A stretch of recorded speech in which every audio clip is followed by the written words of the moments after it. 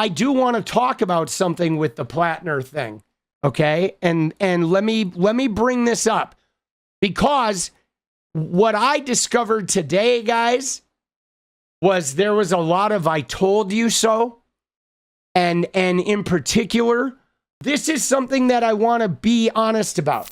One is I am not deleting my Graham Platner tweets. Okay? I am not. I'm not deleting. I had a problem with this guy. I had a problem with the tattoo. I had a problem with the private school. And eventually I allowed myself to think, well, maybe he's recovered. Maybe he really is a journeyman. The people of Maine love him. And I was like, you know what? I'm going to give this guy a chance. And then some shit came out and I still gave him a chance. And now I'm no longer giving him a chance. But I'm not going to delete my tweets. And I'm not going to be ashamed of having believed in this man's redemption and been proven wrong. Okay? Because I'm not going to get jaded. And I'm going to go again with believing in redemption. So that's number one. Okay? Now, number two, though, guys, is I am still troubled.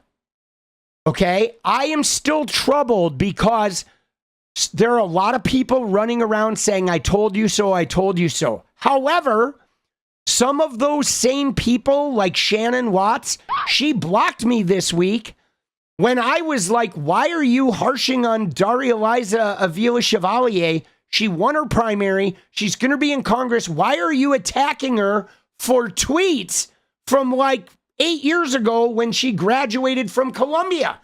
And so some of the Dems who really hated Platner's policy, they hated Medicare for all, and they didn't like the anti-Israel war machine shit, those people will conflate all their shit about Platner with 𝗙𝗪𝗪𝗀𝗡𝗆's tweets, and they act like they're the same level of shit because they're operating more about that Zionism and that Israel thing than they want to actively admit.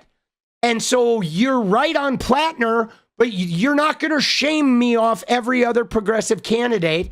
And you're not going to shame me from trusting and believing in redemption.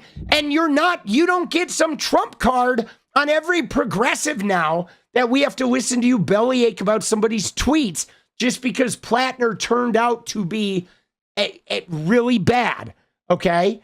Okay? That fucking bothers me, that there is still a layer that "I told you so" is still a layer of these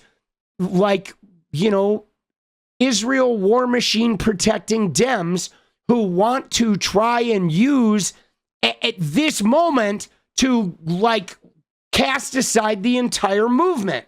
Because guys, Platner may have been a bad guy, but Platner's movement is better than what the establishment Dems have been offering.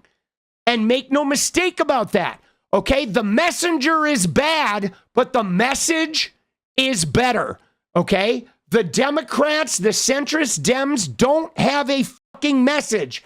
Their only message is we have to stop the Republicans. But that is not enough. Okay, stopping the Republicans is yeah, that's a given.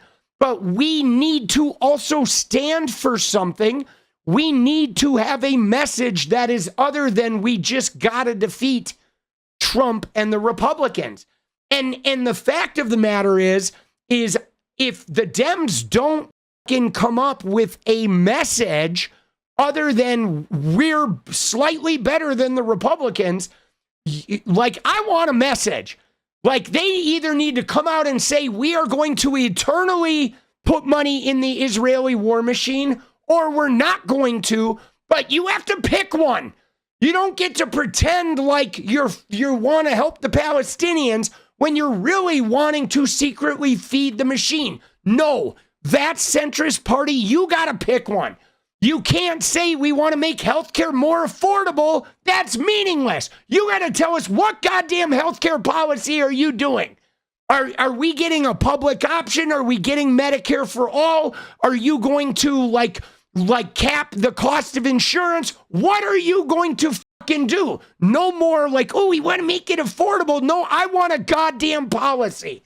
I want you to fucking stand for something, or we are going to fucking kick you out, and we're going to shut you down, and we're going to take the goddamn party. And that's it. And I have been pushed to this point by my own vision of what's going on, where I've been a Democrat my whole life, and I don't want to take over the goddamn party.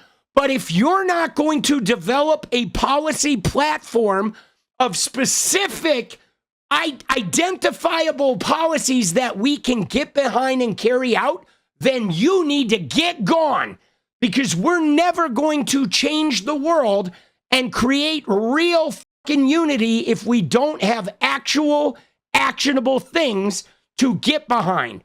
Saying I want to lower costs, that doesn't mean shit. You need a fucking plan, okay? And that's it. That's my bottom line. Any politician who says I want to make healthcare more affordable, fuck you. You are getting kicked to the curb. You are not getting my support. You will not get one fucking dollar. And if your party says that shit, you will not get one fucking dollar from me. Okay?